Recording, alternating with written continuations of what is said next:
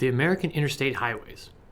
Not very exciting, but this system of roads has transformed the country. Here are some things you may not know about the interstate highway system.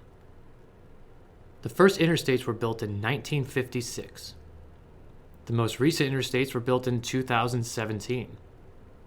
The I-90 is the longest interstate. It runs between Boston to Seattle and is 3,020 miles long.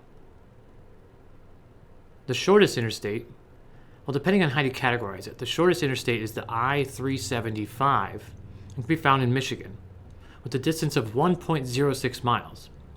Now, if you don't consider auxiliary highways to be interstates, even though it is designated as an interstate, then the shortest interstate is the H2 in Hawaii. So what do these numbers mean? You have even-numbered interstates and you have odd-numbered interstates. The even numbers run east and west, whereas the odd numbers run north and south. Now, did you know if the interstate numbers are divisible by 5, they represent major coast-to-coast or border-to-border highways? Have you taken a cross-country road trip on one? Let us know. We'd love to hear about it.